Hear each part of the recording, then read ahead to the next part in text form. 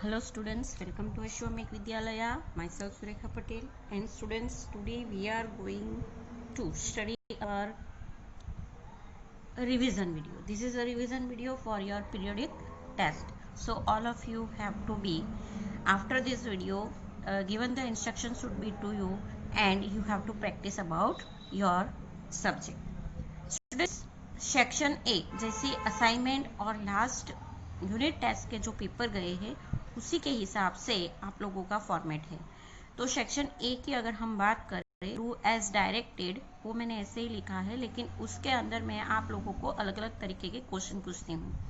जैसे कि फर्स्ट है चूज द करेक्ट ऑप्शन, जिसके अंदर आप लोगों को जो क्वेश्चन दिया जाएगा उसके अंदर 4 अलग अलग ऑप्शन दिए जाएंगे, जिसमें से एक करेक्ट आंसर चूज करके आप लोगों को लिखना है। स्टूडेंट्स, ए बी सी नहीं लिखना है, ए बी सी के साथ जो पर्टिकुलर आंसर है वो भी आप लोगों को मेंशन करना है। This is a compulsory, okay, that is a choose the correct option.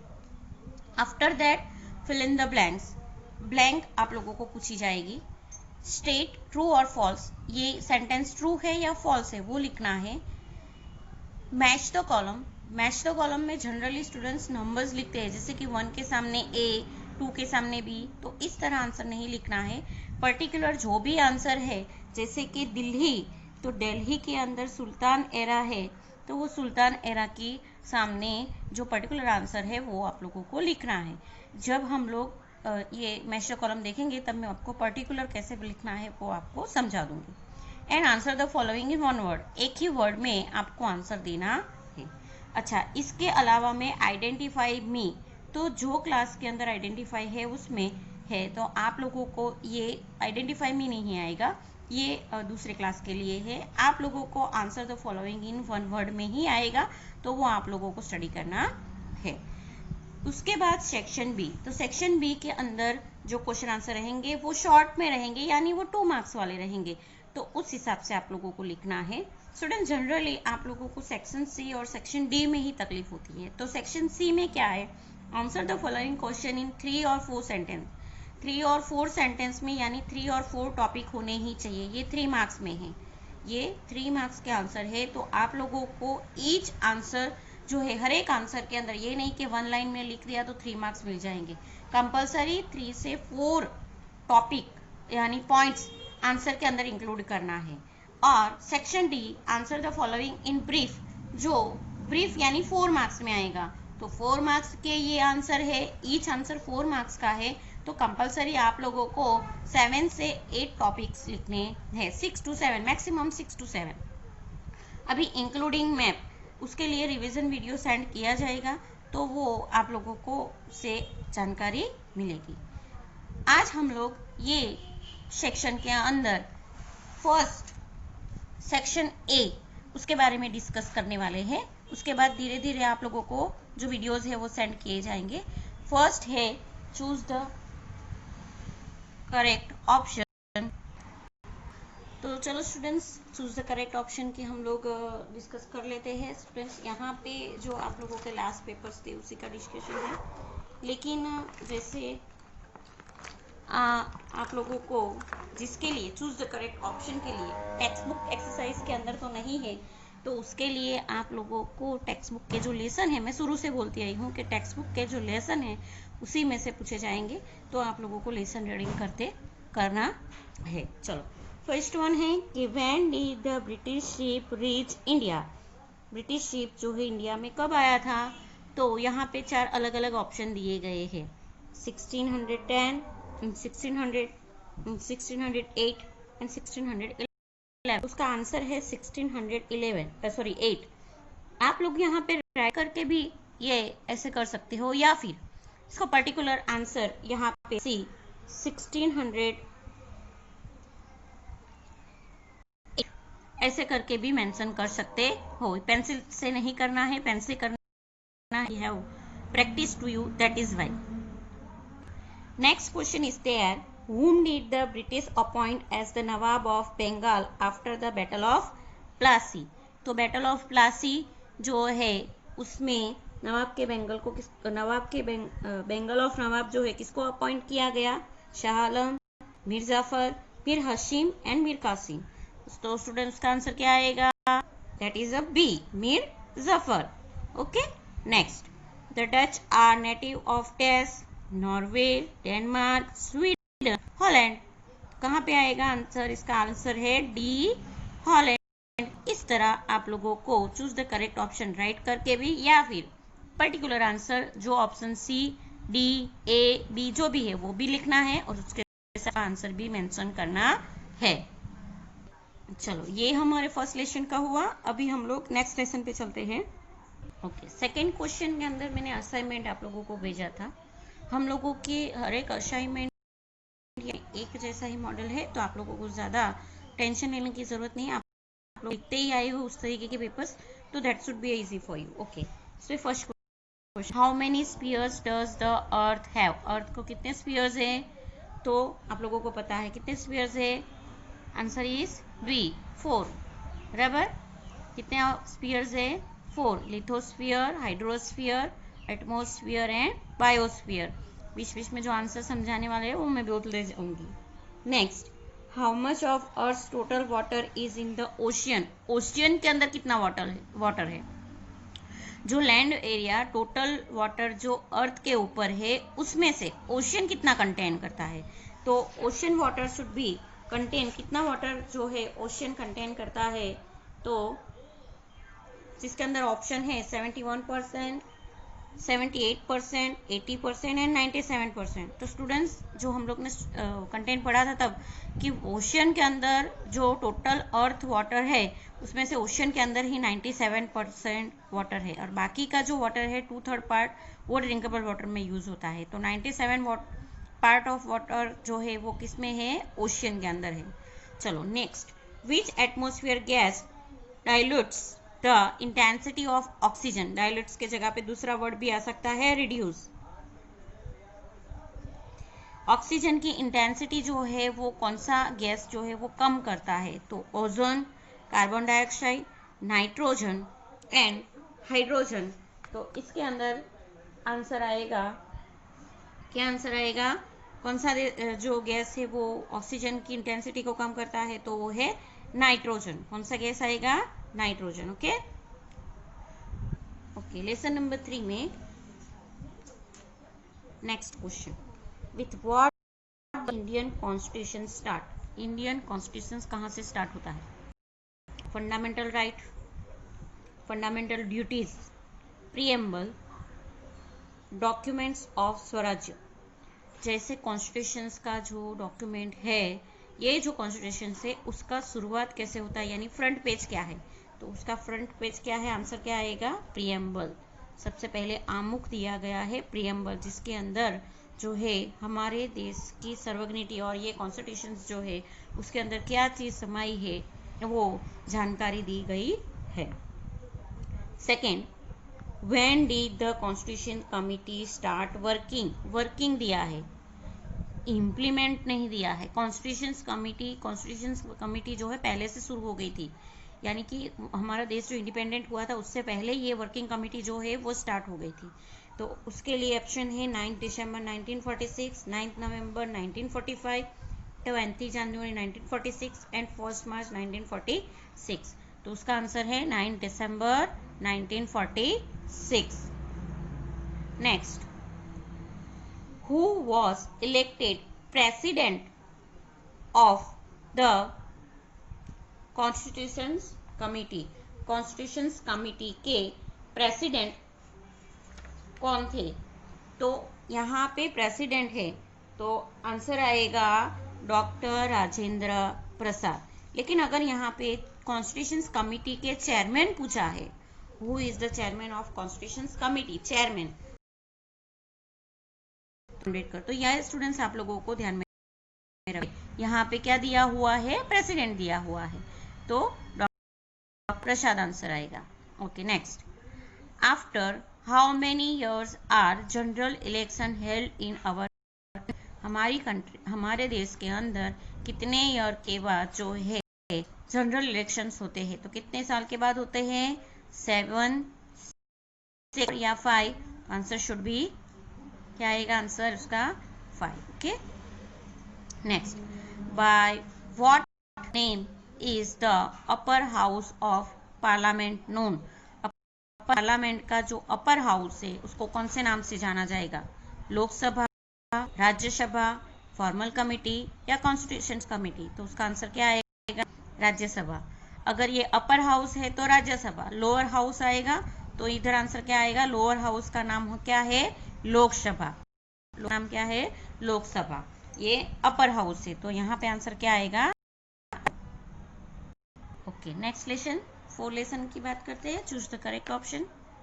चलो, which plant was like a slow poison?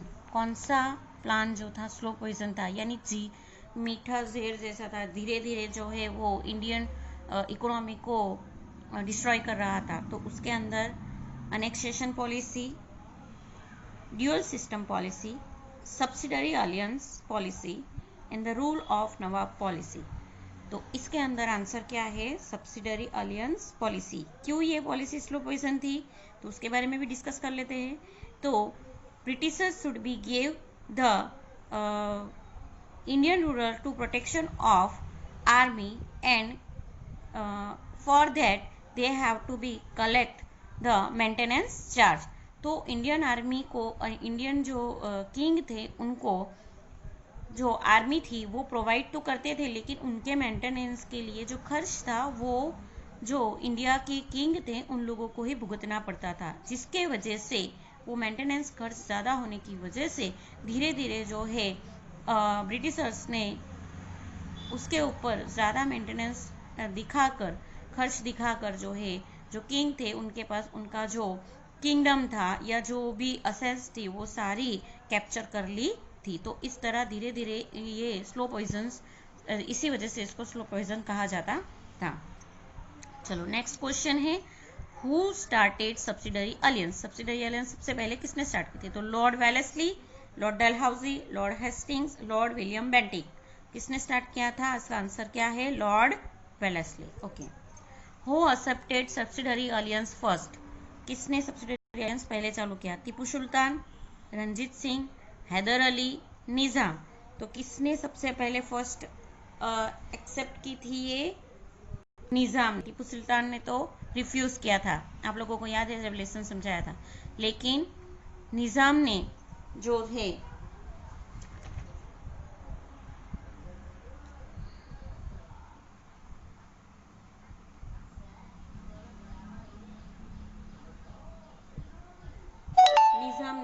Subsidiary alliance policy सबसे पहले एक्सेप्ट की थी।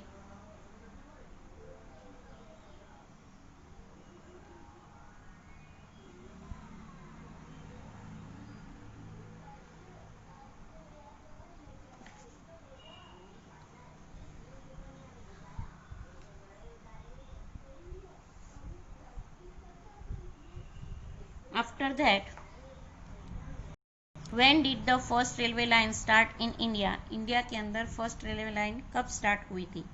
1848 century, 1858 century, 1853 century and 1858 century.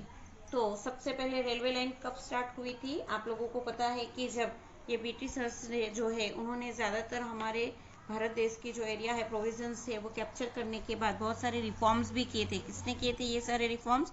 तो डलहौजी ने रिफॉर्म्स किए थे, बराबर। अलग अलग सुविधाएं जो है वो भारत देश के अंदर चालू की थी, तो जिसके अंदर रेलवे लाइन भी थी। तो ये रेलवे लाइन कब स्टार्ट हुई थी? 1853 century.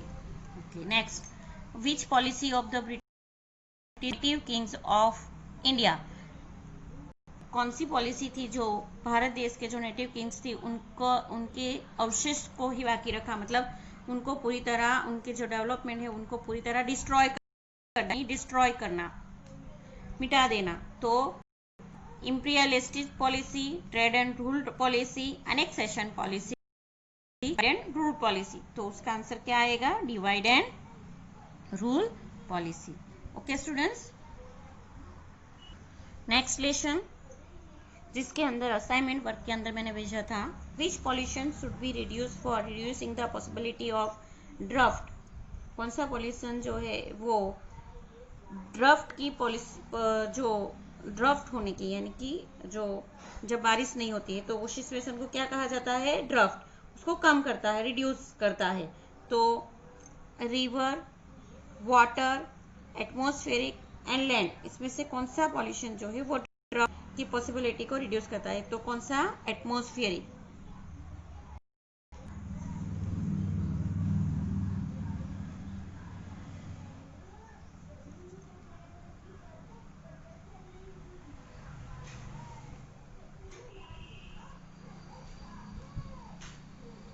In which year did the tsunami disaster occur in Japan, Japan में सुनामी कब हुई थी, इन 2004, इन 2008, इन 2010, इन 2011। तो यहाँ का ये आप लोगों को टेक्स्ट बुक के अंदर कंटेंट दिया है। जनरली सारे जो VSQ है वो टेक्स्ट बुक में से ही आएंगे। तो इसका आंसर क्या है, 2011 के अंदर जापान के अंदर सुनामी डिजास्टर हुआ था। How many types of volcanic mountains are there, volcanic mountains कितने तरीके के हैं, 3, 4, 2 या 5, कितने तरीके के हैं, 4 तरीके के वॉल्केनिक माउंटेन्स जो है वर्ल्ड के अंदर है। चलो नेक्स्ट क्वेश्चन, लेसन 6 लेसन की बात करते हैं। Okay, in which year did a devastating famine attack Bengal, famine attack जो है वो कौन से ईयर में, कहाँ पे हुआ था, सॉरी बंगाल में कब हुआ था, कौन से ईयर में, तो 1760 सेंचुरी, 1880 सेंचुरी, 18, यहाँ पे सेम ऑप्शन दे दिए,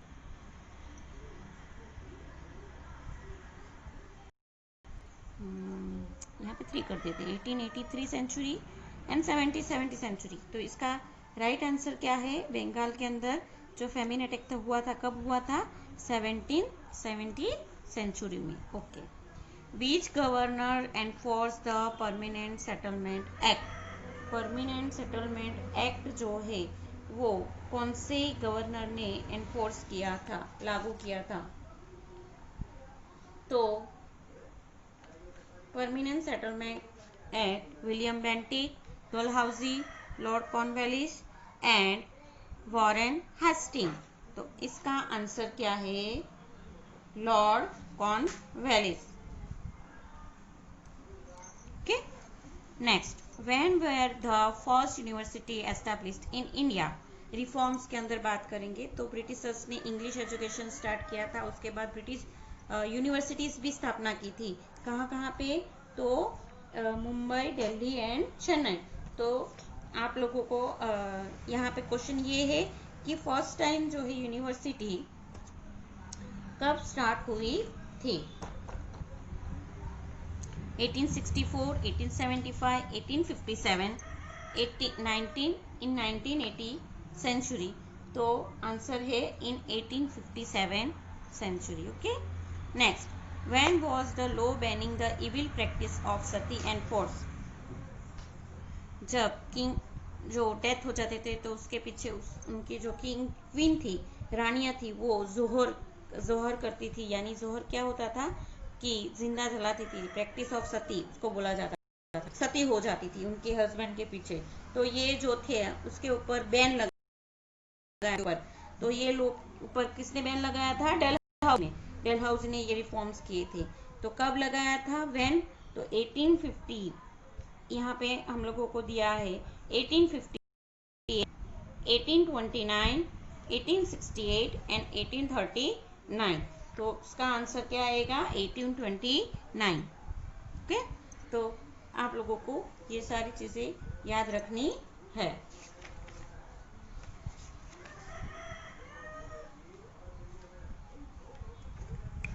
चलो आगे बढ़ते हैं। एक मुंबई हम लोगों ने यूनिवर्सिटी भी उस टाइम एस्टेब्लिश की थी, बराबर ने, डलहौजी ने। तो ब्रिटिश रूल के दौरान कौन सी यूनिवर्सिटीज एस्टेब्लिश की थी इंडिया के अंदर, तो मुंबई, चेन्नई और कोलकाता के अंदर जो है यूनिवर्सिटीज एस्टेब्लिश की थी। रेलवे लाइन जो है 1853 में। ये सारी चीज़ें जो है आप लोगों को याद रखनी है।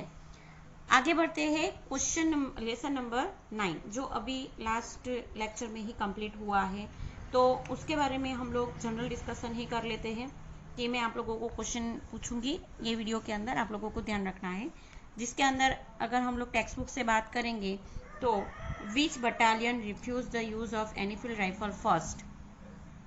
तो 9 लेसन के अंदर आप लोगों को मैंने जैसे बताया टेक्स्ट बुक ही रीडिंग करना है। जिसके अंदर हम लोग देखें तो क्वेश्चन ऐसा फ्रेम हो सकता है कि which battalion refuse to use the Enfield rifle first. सबसे पहले एनीफील्ड राइफल यूज करने से कौन सी बटालियन ने मना किया था। तो इसके अंदर अलग अलग ऑप्शन आ सकता है। तो उसके अंदर जो है 19th battalion of Barrackpore, Barrackpore की जो बटालियन है उसने जो है सबसे पहले एनीफील्ड राइफल जो है यूज करने से मना किया था। उसके बाद आगे चलते हैं तो which day was fix for the start of the 1857 revolt. 1857 revolt जो है वो स्टार्ट करने के लिए कौन सा डे फिक्स किया गया था। तो उसके लिए यहाँ पे 31 मई जो है वो रिवॉल्ट स्टार्ट करने के लिए फिक्स किया गया था। आगे देख लेते हैं तो who अंडरटूक the leadership of Nana Saheb Peshwas army इन कानपुर। कानपुर के अंदर नाना साहेब पेशवा की जो आर्मी है उनकी लीडरशिप किसको दी गई थी। तो आप लोगों को यहाँ पे पैराग्राफ में लेसन ही रीडिंग करना है कि ये नहीं कि कोई पर्टिकुलर कोई भी क्वेश्चन आ सकता है कि तात्या टोपे जो कमांडर है उनको कानपुर के अंदर नाना साहेब पेशवा की जो आर्मी थी उनकी लीडरशिप उनको दी गई थी, कमांडर उनको सिलेक्ट किया गया था।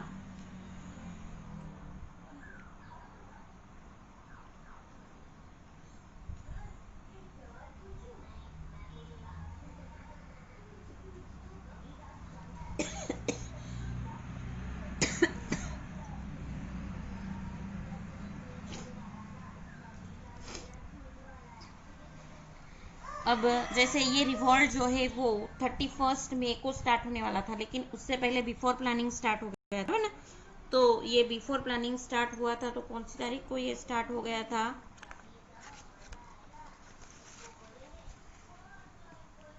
तो 8 अप्रैल को जो है मंगल पांडे को फांसी हो जाने के बाद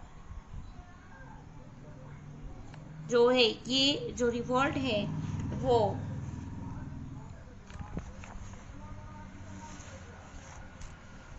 11 मई की मॉर्निंग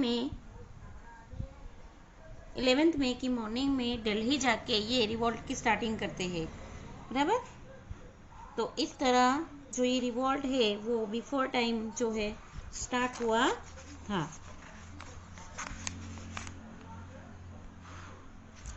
चलो इसके अलावा आगे हम लोग देखते हैं तो गुजरात के अंदर जो लीडरशिप थी वो किसको दी गई डिस्ट्रिक्ट के अंदर। तो गड़बड़दास पटेल जो थे उनको ये कि गुजरात के अंदर लीडरशिप दी गई थी।